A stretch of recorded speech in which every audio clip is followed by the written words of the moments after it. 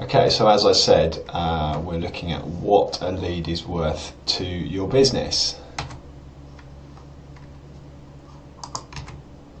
So the first concept you need to understand is MLV, or minimum lifetime value, and this is basically understanding when you make a sale, which we're talking about in this case a new member, what is the minimum amount of money that you're actually going to get from that new member? What is the minimum that they're worth?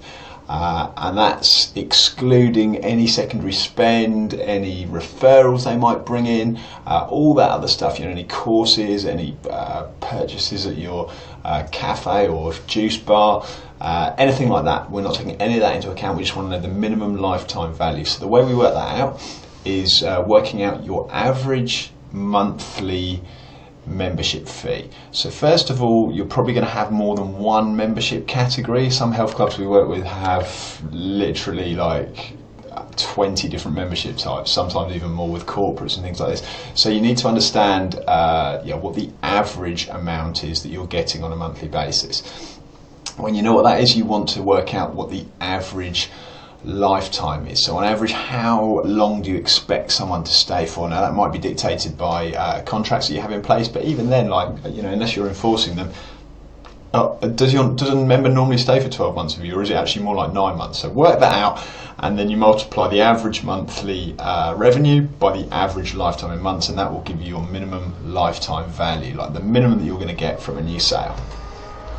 Okay, so the second part, once you know what your MLV is, the second part is to understand your funnel and the process that takes people from being a lead to being a member, because this is how we're going to work out what the cost per lead is, what a lead is worth for you. So generally this is the process that all of the gyms, health clubs, golf clubs that we work with take people through in one way or another. The details might be different, but the basic process is you get a lead, you try and book them in for an appointment, for a tour or a trial or an introductory session.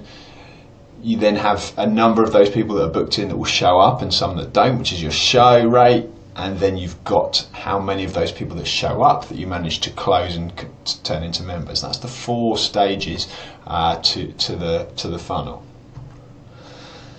So let's take you through each of those. So starting at the very end, so your close percentage is how many trials or tours that actually attend turn into a member. So if you see 10 people in one day, how many of those are you going to actually sell a membership to?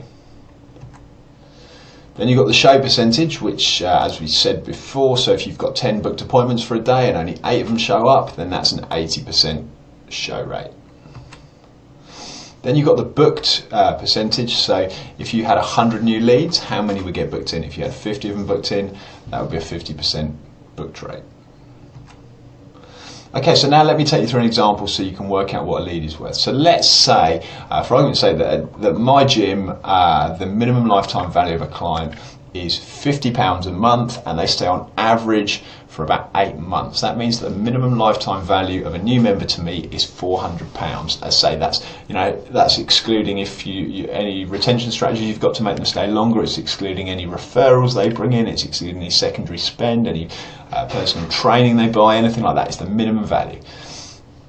And now let's say that this club is operating on a 50% close ratio, so half the people that come in and do the tour or the trial will end up becoming members. A 75% show ratio, so 75% of all the people they book will actually show up for that trial or tour.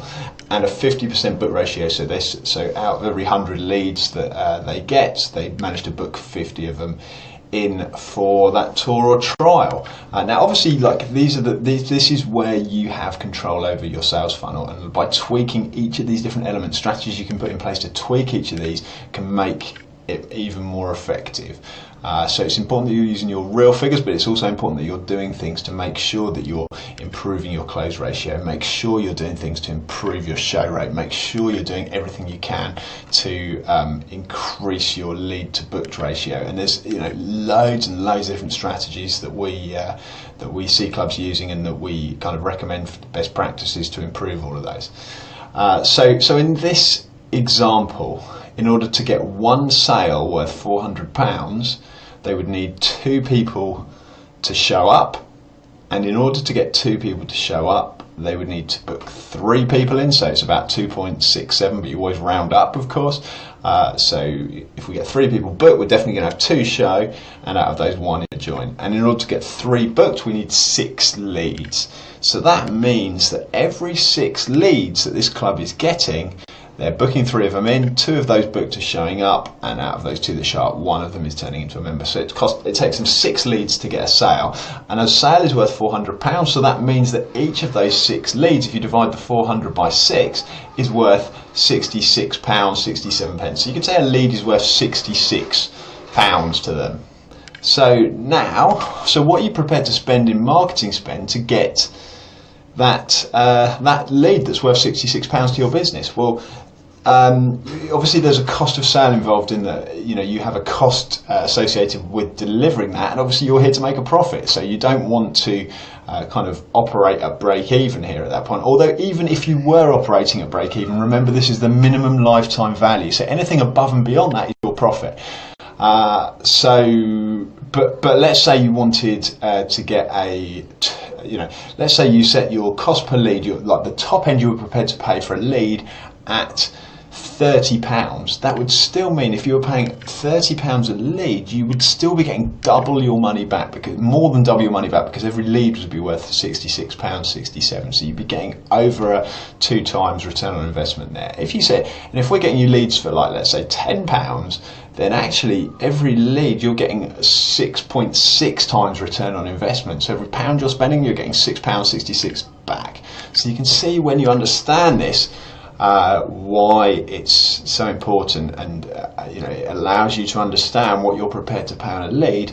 But there's no, you can't just guess this stuff. You have to understand how well your club is performing, and at each of these stages, to be able to maximise the money that you're getting for the leads. But anyway, that is how you work out what a lead is worth to your business, so that you can see that your marketing spend is being used effectively to bring in new members. So I hope you found that useful. Look forward to seeing you on the next live video.